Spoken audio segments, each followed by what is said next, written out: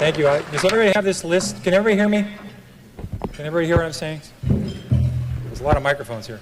This is what I'm going to cover today. So it should be on your desk. These are the key points that I've been using for 25 years. I think they're true then. I think they're true today. I think they'll be true in 25 years. And I think that's what investing, successful investing is all about. And the first point is know what you own.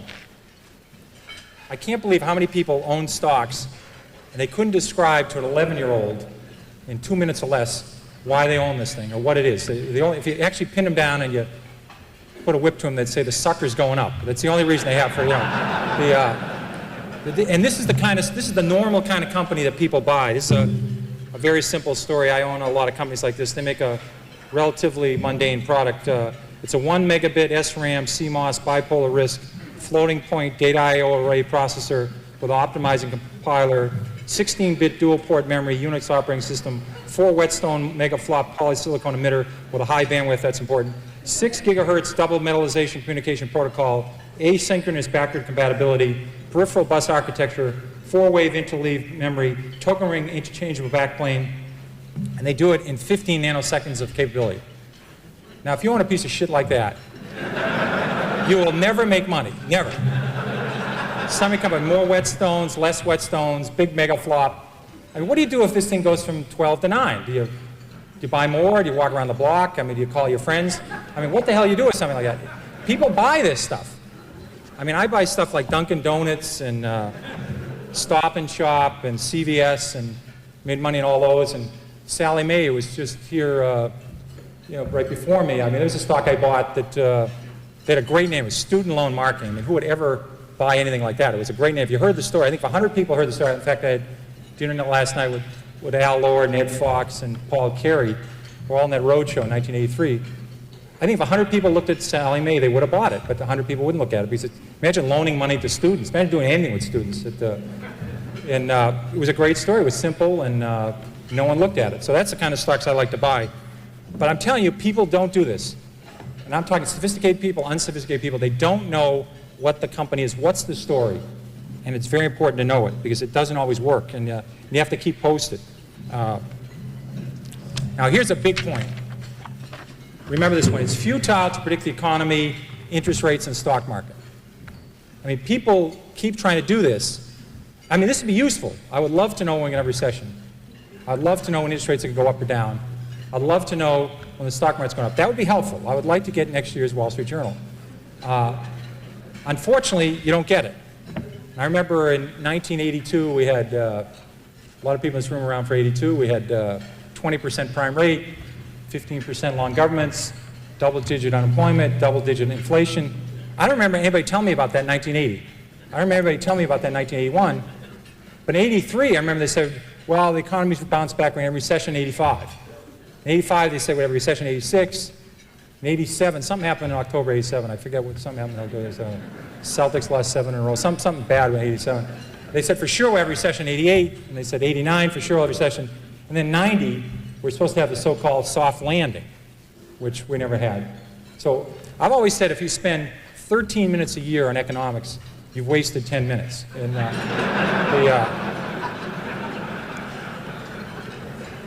And all you need to know about the stock market is it goes up and it goes down, and it goes down a lot. And that's all you need to know. Again, it'd be terrific to know what's going to happen in the economy, but I deal with facts. If inventories are going up, if copper prices are going down, if room occupancy is going the wrong way, if people building too many hotels, I look at freight car loadings when I own railroad stocks. I deal with facts. I don't deal with people tell me something's going to happen in the future. You might as well call the psychic hotline for that stuff. I think you have a better average. You got plenty of time. This is true of Sally Mae, it's true of Dunkin' Donuts, it's true of Stop and Shop. People are so insistent, I'm that way too. I have to fight it. They have to buy a stock, let's see, it's now 501. I haven't found a stock yet today. I got to find a stock before sunset. You could buy Walmart 10 years after Walmart went public. Let's say you're a very careful investor. You waited. You said, I don't know if this company can make it. You waited for Walmart to roll it out. You could buy Walmart 10 years after they went public and made 30 times your money. 30 times your money. 10 years after they went public, they're only in 15% of the United States. 1.5. They hadn't saturated the 1.5. You could say, well, why can't they go to 17? Why can't they go to 19? I mean, why don't I take a leap of faith here? Why can't they go to 26? All they did for the next 3 decades was roll it out. You could buy Walmart. If the day they went public, you bought it, you would have made 500 times your money. If you waited 10 years in Walmart, you made 30 times your money. You got plenty of time in this business. Avoid long shots. These are the companies that, we have this very technical term for this called whisper stocks. Everybody familiar with whisper stocks? They're great. Somebody call you up and they'll say, hi Pierre, how's Carolyn's? How's Beth doing? How's Annie? How's Mary? Have you played any golf? And then they'll say, I want to talk to you about International Blivet. And the next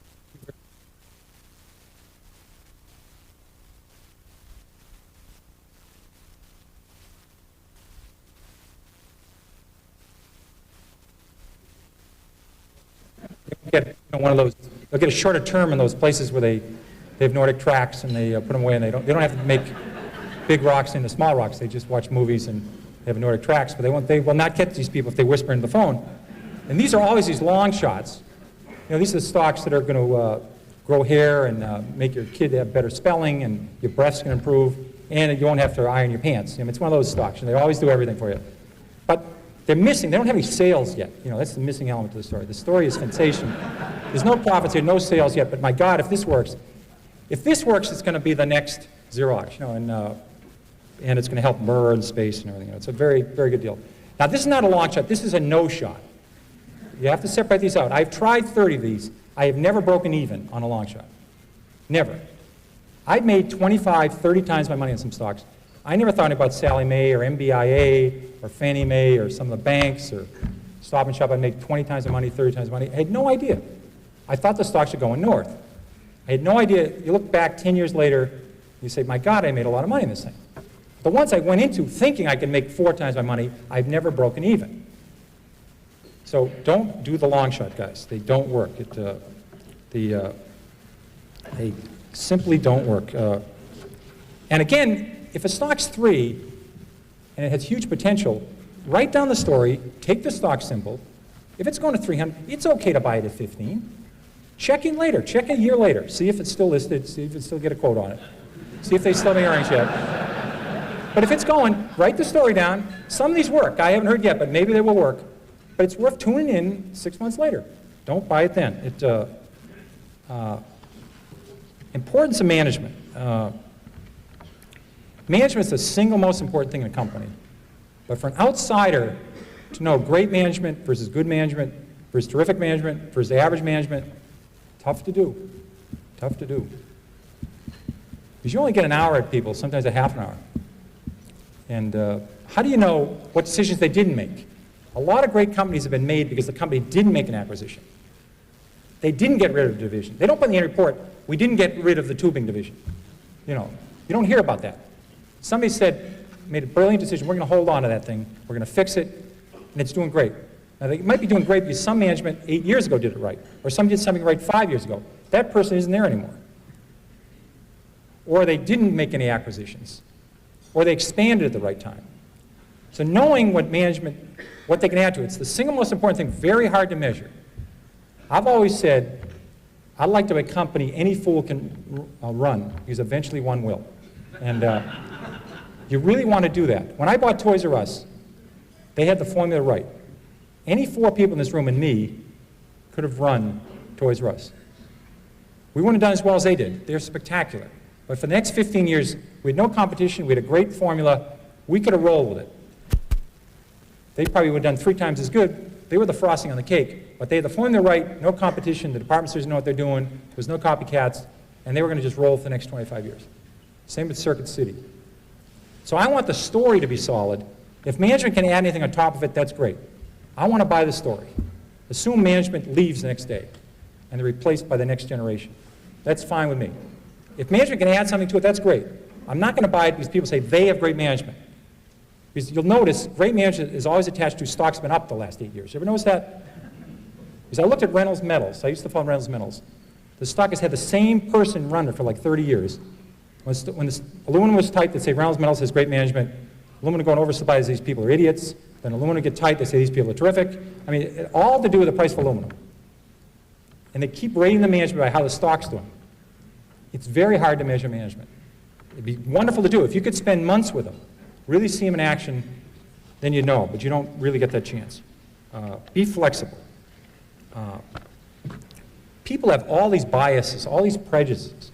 They want to buy high growth industries, they won't buy financial companies, they won't buy savings and loans, they won't buy companies that start with the letter R. I mean, there's all these rules. They all hurt you. There are great stocks everywhere. There are stocks that are near bankruptcy, stocks in bankruptcies, stocks about to go in bankruptcy. There are companies on the new high list that are attractive. There's companies on the new low list. They're all over the place. They're in growth industries, non-growth industries. Don't cut yourself off to one segment. People have way too many prejudices, too many biases. And I always thought of it, I don't know if the women in the audience see this many times, but I always thought of these buy lists at some institutions. We don't have this at Fidelity. They have these buy lists. I think Kmart got on some of these companies' buy lists 3 years ago. Microsoft may get on it about 12 years from now, but they have these buy lists. And I always thought of the buy list as, you buy a new shirt, you ever look in the pocket and you get inspected by 6 or inspected by 8? Do you ever see those numbers? I mean, I always wondered about that. I always think of those buy lists at those institutions, so I see that inspected by 6 and inspected by 8.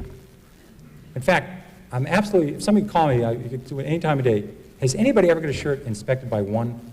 I mean, do they retire these numbers? They have a meeting. I've never had a shirt inspected by 1 or by 2. I think they must they raise their numbers in a meeting up to the rafters. But I always think every time I get that number in the shirt, I think of these people working off a buy list of rapidly growing companies, only they have unit growth rate of X or 6X or whatever the number is. It doesn't work.